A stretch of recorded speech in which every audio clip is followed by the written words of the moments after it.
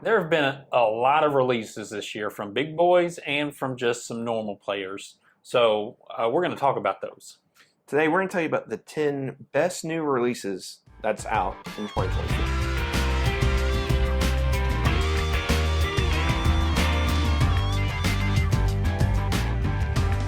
Welcome back to another edition of Bourbon Kingdom. I'm David. And I'm Zach. And today we are going to talk about the best releases so far. Guys, we've been 15 minutes into this video already and we've had to redo it like 3 times. So, yes, Dave is correct. We're going to talk about some of our new favorite releases in 2024. Yep. We always do this at the end of the year and tell you our new favorite releases. But we kind of just thought we'd do a little bit of a give you a sneak preview of maybe what's come in of some things. Year. And there's actually been a lot of new whiskey releases this year. There actually has. So that's been kind of fun for us. Yeah. But anyways, make sure you hit that like, subscribe, notifications button, and make sure you do that. And whatever new whiskey you've tried this year, we got to get through this video. Whatever new whiskey you've tried this year, yeah. If it's new to you or just a brand new release in general, make sure you put in the comments below. Yeah, we'd love to hear some new whiskeys. If you've been wondering if Bourbon Kingdom was going to do Patreon, well, today is your lucky day. We have officially joined the Patreon world. And so if you have been wondering about that and you want to see what's all happening on our Bourbon Kingdom Patreon page, please click the link in the description and jump over there and see what's going on. So a little bit of caveat with this list. No caveats. We're just going to roll through this thing. Some of these are going to be allocated. I said no caveats. Some of these are going to be highly allocated. We apologize. We're not trying to upset anybody, but we are going to talk about them because we think that they're some of the best new releases this year.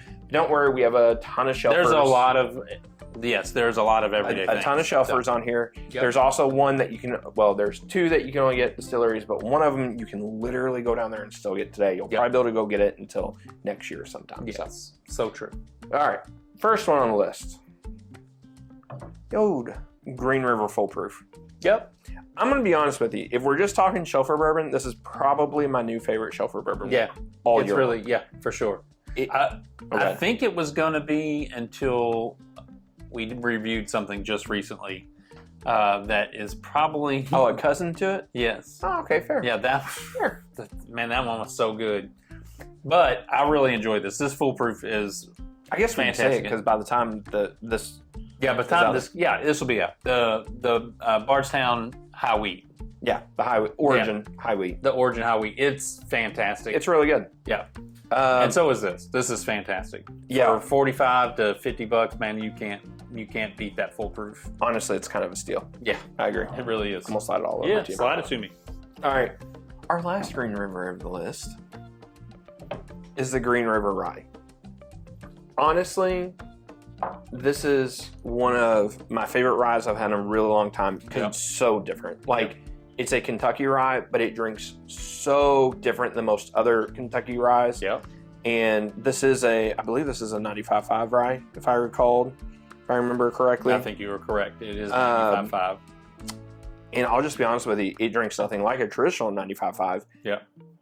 But it doesn't drink like a straight up Kentucky rye where you get some of that sweetness. Mm-hmm. It's like a really good mixture of both, and I just love the uniqueness of it. Yeah, it's so good. I don't have anything to add to that other than these 2 Green River new releases have been fantastic. All right, let's mix it up a little bit. Peerless Double Oak. Ooh. And this is batch 12. This Peerless Double Oak smoked the Peerless Toasted. Oh, it's not even debatable. It's not even debatable. Yeah, it's not debatable at all. They're doing great stuff. Peerless is doing great stuff. Again, we talk about caveats all the time. The only caveat to this is that it's expensive. Yeah, it's a little pricey for what it is.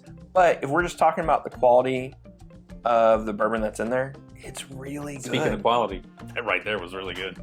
It's really good. If you want to know what he's talking about, go to our video of the Wild Turkey Bourbon Battle that we just did. Legitimately though, a lot of fun. I think this is a really good take on a double oak bourbon. I do too. I agree with that. And it's different than like Woodford 1910. It is. Elaser Craig toasted. I know it's not all the same, but like just that kind of profile you look for with that. Yeah. So it's really good. Keeping it in the old toasted family, Elaser Craig Toasted Rye. Now, I'm going to be real honest with you. The very first time we did a review of this, because we're pros here at this channel, we never ever have technical problems. Never any technical Not difficulties. Once, ever. Ever.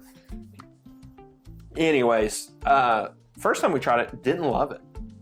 And then I liked it still. Like, I liked it, but I'll be honest with you, I didn't love it. I thought it was fine. I thought it was kind of mediocre.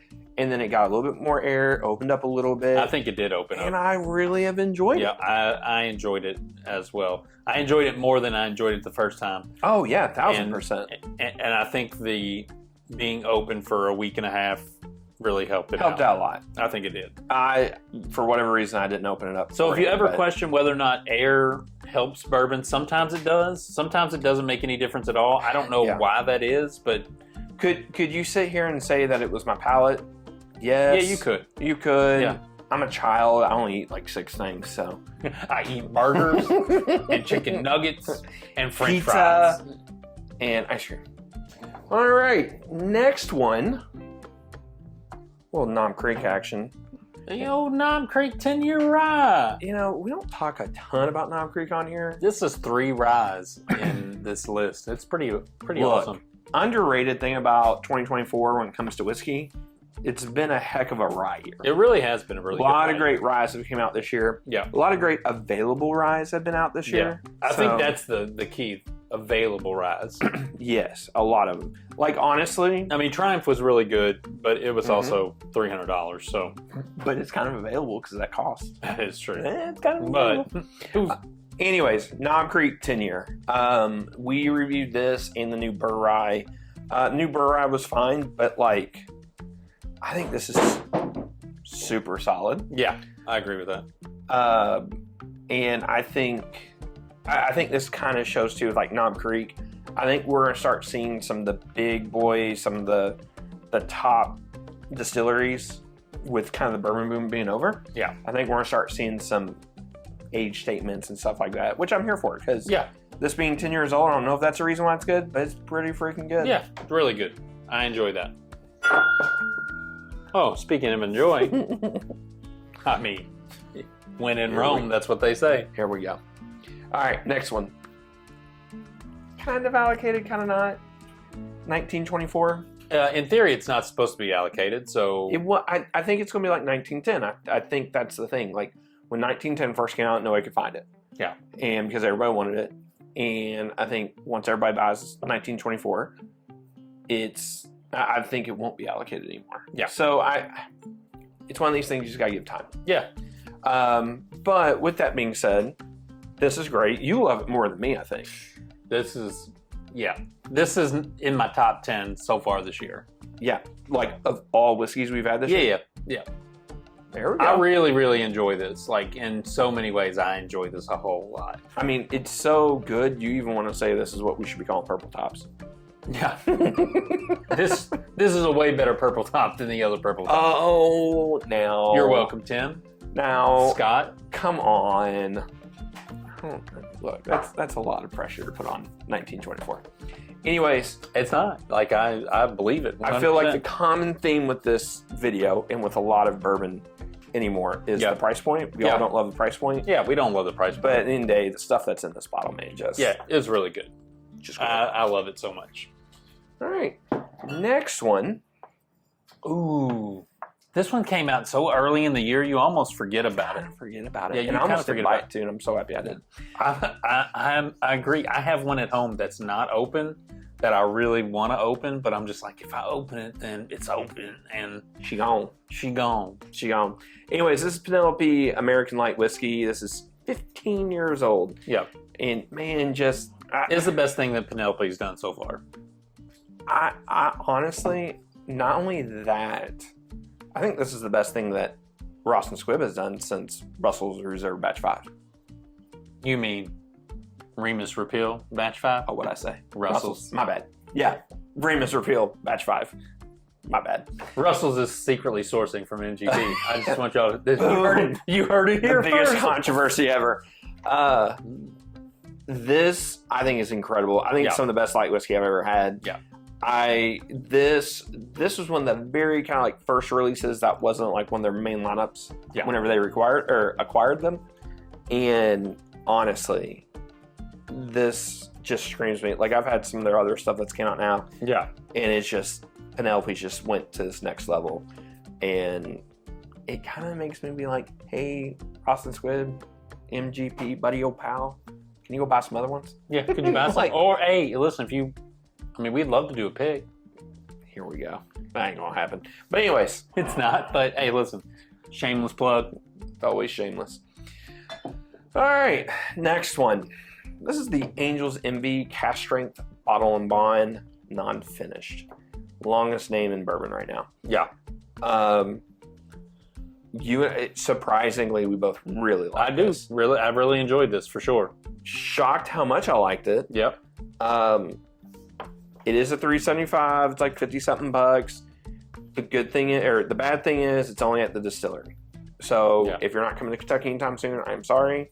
Yeah. But if you have a friend, a family, a pal, an acquaintance, whatever, they made 12,000 bottles of these. Yeah. So there's a good chance you can get one. Yes. You will be able to get one. If you come into Louisville and you want to go to Angel's Envy, you will be able to pick one of these up. Yeah, I agree. So also, whenever I was sharing this at the Pours in the Park, this was stumping everybody. Not because of the non-finish. You would think like the non-finish or whatever, which obviously nobody's had Angel's Envy that's not finished, so everybody doesn't know. But it was the fact whenever you drink it, it drinks such a higher proof than that 100 proof.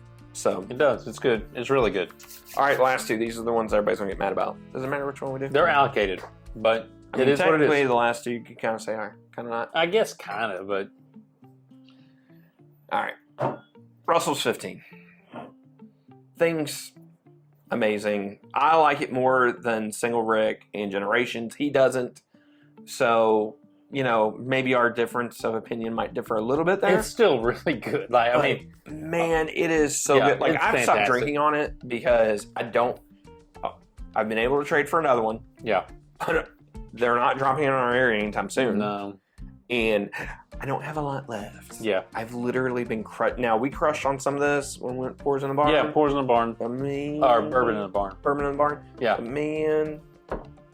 Yeah, it's really good. And if you had the opportunity to try it, chances are it's really good. And so if you get a chance to pick it up somewhere, this is one of those ones. We've talked through videos before where we talk about if you have a certain dollar amount in your bourbon allocation in a month and you're thinking I could get 3 or 4 bottles or I could get 1 bottle, this would be the time to get the 1 bottle if it's available. Agreed. Like, this is just really good. And if you're going to spend $300 to, what was this, 2 something? It was like 260 something, 270 something. So it was like $300 out the door, basically. If you want 1 or 3, sometimes 1 trumps 3. Not always, but sometimes it does. And this is one of those times 1 trumps 3. Agreed. Yep. All right, and the last one.